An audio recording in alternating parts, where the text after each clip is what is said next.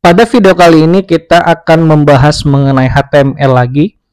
Mungkin di beberapa video saya sudah menjelaskan tentang hal-hal mengenai HTML, tutorial membuat navbar, tutorial membuat hamburger menu, dan sebagainya. Sekarang kita selangkah lebih maju membahas mengenai yang namanya HTML semantik. Dan saya yakin materi ini tidak akan kamu dapatkan di perkuliahan, mungkin khusus teman-teman yang jurusan IT ya, karena sejauh ini saya juga jurusan IT dan tidak mendapatkan materi mengenai HTML semantik ini. Dan saya akan memberikan materi yang sangat singkat buat teman-teman, dan tentunya ini materi yang free, tidak akan kamu dapatkan di perkuliahan ya. Lalu kita akan membahas HTML semantik dan apa sih itu HTML semantik gitu ya. Nah, HTML semantik adalah sebuah gaya penulisan teks HTML yang memberikan arti dan makna yang lebih spesifik pada setiap elemen HTML. Bayangkan ketika teman-teman membuat sebuah navbar gitu ya, atau navigasi menu ya. Ada banyak sekali mungkin menggunakan div, class, bahkan mungkin menggunakan ID sebagai identitas setiap elemen gitu ya. Namun ketika kita menggunakan semantik HTML, maka kita tidak perlu ribet menggunakan tag-tag yang seharusnya tidak berpengaruh gitu ya pada sebuah fitur yang mau kita buat. Sekarang kita mulai langsung bagaimana HTML semantik mempermudah kita dalam melakukan codingan. Yang pertama di sini saya akan membuat sebuah struktur HTML. Title-nya mungkin saya rubah menjadi HTML semantik. Kemudian saya akan menghubungkan CSS-nya. Teman-teman, di sini kita hanya fokus mengenai bukan CSS, kita hanya fokus mengenai HTML semantik ya. Kalau mungkin materi CSS akan saya buatkan ke depannya, karena belakangan ini saya sudah membuat beberapa materi tentang itu ya.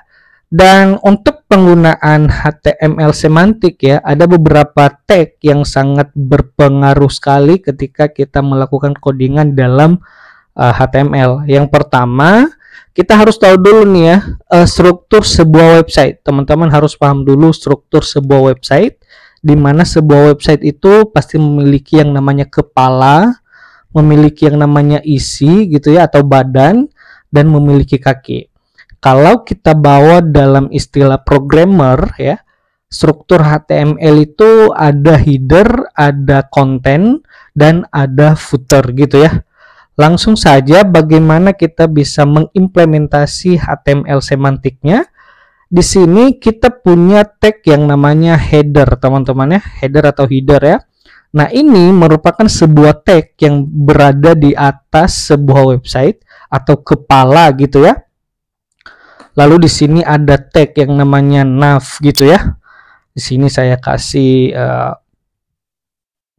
header gitu. Oke. Sekarang di bawah tag header ada tag yang namanya section ya, seperti ini section. Dan untuk membuat isi dari sebuah website ada yang namanya main dan site gitu ya. Nah, main ini biasanya digunakan untuk membuat konten utama dari sebuah website. Ya, teman-teman ingat, main digunakan untuk membuat konten utama di dalam sebuah website. Ya, di sini saya mungkin tulis konten utama gitu ya. Lalu ada yang namanya aside gitu ya, teman-teman. Nah, ini biasanya berada di samping. Bisa kita gunakan untuk sebuah iklan gitu ya, atau kita mau memberikan informasi tambahan kepada user, namun posisinya berada di samping. Nah, tag aside ini sangat cocok untuk digunakan. Di sini mungkin saya kasih konten samping gitu ya, teman-teman pasti paham. Oke, sekarang di kakinya ya ada tag yang namanya footer, teman-teman. Nah, ini khusus untuk kaki dari website gitu ya, atau bagian terakhir paling bawah gitu. Di sini mungkin saya masukkan copyright, kemudian copy seperti ini, kemudian titik koma baru namanya. Nah, ini biasanya penulisan footer yang standar sekali teman-temannya, dan sebenarnya ini masih bisa diedit-edit. Nah, ini adalah struktur atau layout yang memang standar untuk penggunaan HTML semantik. Dan teman-teman perlu tahu HTML semantik ini adanya ketika HTML versi kelima gitu ya, HTML5. Kalau di bawah HTML5 mungkin HTML semantik ini tidak ada gitu ya. Nah, sekarang ada beberapa tag lagi. Yang pertama itu ada yang namanya artikel. Nah, tag artikel ini biasanya kita gunakan ketika kita mau membuat sebuah artikel atau blog di dalam website gitu ya. Di sini mungkin saya buat artikel seperti ini teman-teman. Nah, di sini adalah artikel kita. Di sini mungkin saya kasih H3 sebagai judul gitu ya. Judul artikel gitu. Baru paragrafnya isi artikel. Nah, penggunaan tag artikel itu kurang lebih seperti ini teman-teman, di mana ada judul dan ada isi dari artikel itu sendiri. Lalu ada tag yang namanya figur. Seperti ini, figur teman-teman ya. Nah, figur ini biasanya digunakan untuk membuat sebuah gambar yang memiliki caption gitu ya. Nah, setelah figur ada elemen tambahan lagi yang namanya caption.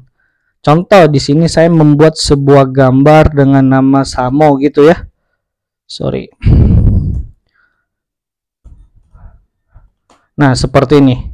Mungkin di CSS-nya saya rubah sedikit IMG, kemudian width-nya 120 px dan ya seperti ini aja. Oke. Nah, figur ini biasanya digunakan untuk membuat sebuah gambar yang memiliki caption. Nah, untuk membuat caption ya di dalam figur kita bisa menggunakan tag yang namanya caption, teman-teman, seperti ini. Nah, mungkin captionnya saya buat seperti ini. Nah, oke, jadi teman-teman bisa lihat di sini terdapat sebuah gambar dan di bawahnya itu terdapat sebuah caption. Nah, ini penggunaan figur di dalam HTML semantik. Lalu ada yang namanya details dan summary. Oke, detail dan summary ini mungkin kalau teman-teman sering membaca sebuah artikel ya, di bawah artikel itu ada mungkin tulisan baca selengkapnya atau more gitu ya. Nah, kita bisa membuat itu menggunakan HTML semantik. Tag yang bisa kita gunakan adalah details seperti ini. Nah, kita bisa menggunakan di dalamnya summary seperti ini. Lalu contoh di sini saya buat baca selengkapnya gitu ya, titik-titik gitu. Lalu kita bisa menambahkan paragraf di sini. Lorem contohnya 10. Nah, ketika ada user yang mengklik gitu ya, baca selengkapnya, maka tulisan yang sudah kita buat di sini sebagai paragraf itu akan tampil gitu ya. Nah, tapi kalau user mengkliknya yang kedua kali gitu ya, maka akan menghilangkan teks yang sudah ditampilkan tadi, teman-teman. Nah, kurang lebih seperti itu penggunaan details dan summary di dalam HTML semantik, teman-teman.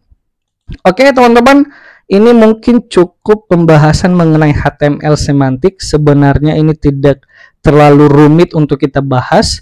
Kalau teman-teman sudah memahami apa itu HTML, teman-teman pasti sangat cepat untuk memahami apa itu HTML semantik. Oke, teman-teman, dan sekian dari saya. Saya harap semoga video ini bisa bermanfaat dan jangan lupa semangat. Terima kasih.